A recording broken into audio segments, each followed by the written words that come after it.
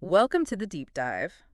Today, we're jumping into something really interesting you sent over human design, specifically the five energy types. That's right. It's a fascinating system for understanding, well, ourselves, our energetic blueprint. And the analogy you mentioned about learning to drive a car, I thought that was perfect. Yeah, exactly. Yeah. You don't need to memorize the entire owner's manual, right? Right. Just the basics, gas, brake, steering to actually drive. You just need enough to navigate your reality authentically. So that's our goal today.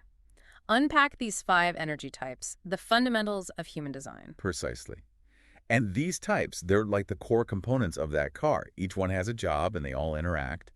We'll look at how they function individually, but also, importantly, how they function together As a system. as a whole system. And, it's worth mentioning quickly that the system itself has evolved. It used to be understood as 7 energy centers, but now it's 9. And that shift brought in a new type, right, or a hybrid. Exactly. The manifesting generator, a really key player we'll definitely get into. Okay, cool. So let's pop the hood, use our car analogy. First type, the manifestor. What's their role in our energetic car? Right. The manifestor, think of them as the ignition, the starter motor. Ah, okay. The spark. Exactly. They make up less than 10% of the population, so they're not super common. Their whole energetic design is about initiating, starting things, getting things moving. Like turning the key. Precisely. They have this really powerful, almost like combustion-like burst of energy to kick things off.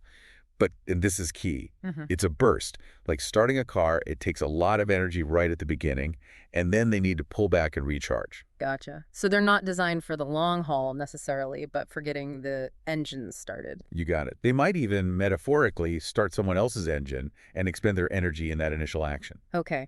So if the manifestor is the ignition, what provides the ongoing power? That would be the generator. They're the main engine of our car. The workhorse. Totally. Generators make up a huge portion of the population, over half. If you include manifesting generators, we're talking about 70% of people having this defined sacral energy. And that sacral center is the key for them. It absolutely is. It's like this deep wellspring of life force energy, providing sustainable power for action, for building, for, generating. So manifestor sparks it, generator runs it, sustained energy. Okay, now what about that hybrid you mentioned, the manifesting generator? Where do they fit? Right, the manifesting generator, or MG, they're fascinating.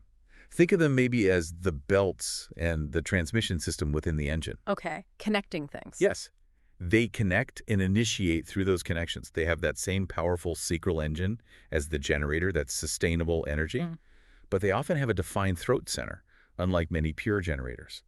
This means they can translate their sacral impulses into action or communication more directly. They can initiate by, say, telling generators what needs doing.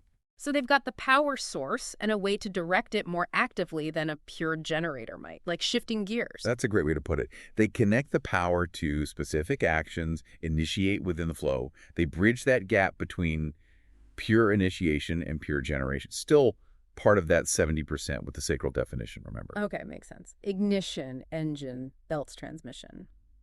What about steering and guidance? Who's navigating this car? That would be the projector. Projectors are about maybe 15% of the population. In our analogy, they're like the headlights illuminating the path ahead, maybe the GPS system suggesting the best route, or even the road signs giving direction. Guiding the energy. Exactly. They have this incredible ability to see systems, to understand how things work together, how to make them more efficient. They naturally guide the energy, particularly the generator's energy. So the generator might be just focused on, generating, putting the foot down on the gas. And the projector sees the bigger picture, the map, the potential shortcuts, the obstacles. Precisely. They can see where the energy is best applied. And interestingly, projectors usually have an undefined sacral center. They don't generate energy in that same consistent way. Ah, so they don't have their own engine running constantly. Right. Their gift is in recognizing and guiding the energy of others, particularly those sacral types. They operate on a different energetic frequency. Okay, that's crucial. So they guide, but they don't power it themselves in the same way. Now, the last type, the rarest one. The reflector. Only about 1% of the population. Very unique. 1%. Wow. Okay, so in our car, what are they? The fuzzy dice. Maybe more like the entire dashboard diagnostic system. Okay, like the fuel gauge, the check engine light, the oil warning. Exactly. All of those meters and signals. Reflectors are completely open. energetically speaking. They don't have defined centers in the same way. They take in the energy of their environment, the people around them, the whole situation. They absorb it. They sample it, absorb it, and then over time, typically a full lunar cycle, about 28 days, they process it and reflect back the health of the system. A whole lunar cycle? That's fascinating. Yeah, it is. They act like a mirror to the community or environment they're in. They show everyone else what's really going on. Is the car running smoothly? Does it need fuel? Is there an issue under the hood? The reflector senses and signals these things. So they provide that crucial feedback loop, reflecting the overall state of things. Oh, wow. yeah. So when you put it all together. Okay, let's recap the car. Manifestor turns the key, starts the ignition. Yep. Generator is the engine, providing the consistent power.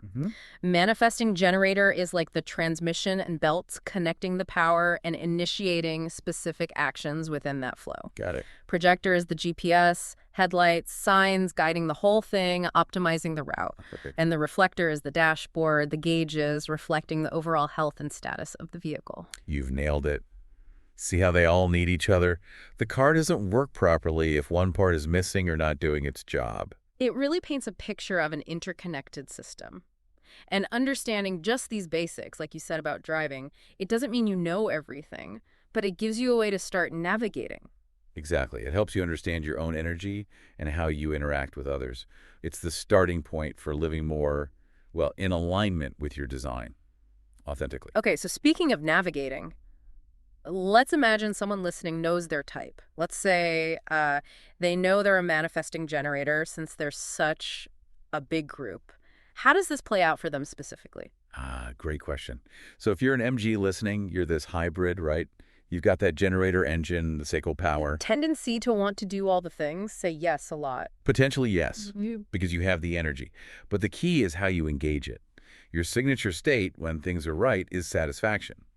But the flip side, the not-self theme, is frustration, often from saying yes to the wrong things or getting stuck. Okay, so how do they avoid that frustration? Their strategy is technically to respond. Like a generator, you need something in the outer world to respond to, an opportunity, a question, something that lights up that sacral or Respond, not just initiate everything from scratch like a manifestor. Exactly. You respond first, then your initiating capacity kicks in. Think about responding within those 6 core areas people often focus on. Health, relationships, money, career, spirituality, giving back. Does this opportunity in front of you get a yes from your gut? That sacral response. A defined sacral response. That's your primary energy source. Now, you also likely have that defined throat center we talked about. Right, the ability to speak up, to initiate through communication. Yes, but here's a nuance. Be mindful when interacting with projectors and manifestors. Your initiating energy might feel like pressure to them if it's not invited or recognized. It's about awareness. Okay. What about other centers for a typical MG? Anything else key? Well, often MGs might have an undefined G center, the center for identity and direction, meaning your sense of self and direction might be more fluid, adaptable, influenced by who you're with or where you are. It's not fixed. And maybe an undefined heart or ego center. The willpower center. Yeah, meaning you don't have consistent energy for pushing through based on willpower alone. And importantly, you don't inherently need to prove your worth. That pressure often comes from conditioning. Interesting. So less about forcing, more about responding and flowing. What about emotions or intuition? Good point. If your solar plexus center is undefined, you're likely non-emotional by design.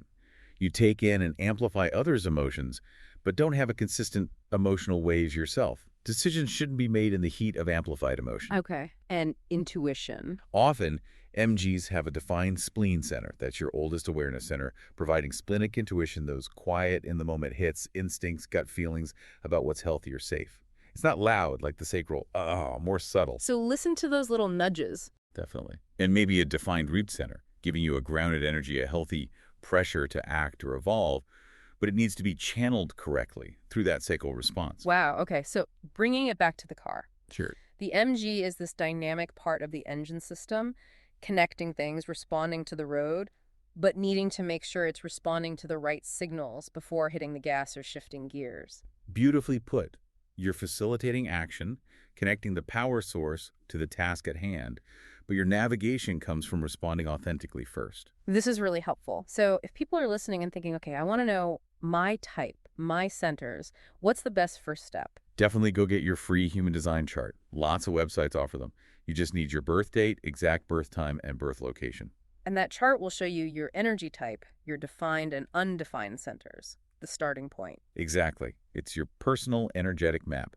And once you have it, you can start seeing how these concepts apply directly to you. And it's also kind of fascinating to look at the people in your life, right? Your partner, your kids, your boss, and maybe start guessing or even finding out their types and seeing those dynamics play out. Absolutely. Understanding the different vehicles around you can really change how you interact and reduce friction. It builds compassion. It opens up a whole new layer of understanding relationships and group dynamics. It really does. It's just the beginning, of course. There are profiles, channels, gates, so many layers beyond type. But type is the foundation. So as we wrap up this duck dive, the main takeaway seems to be you don't need the full owner's manual right away. Not at all.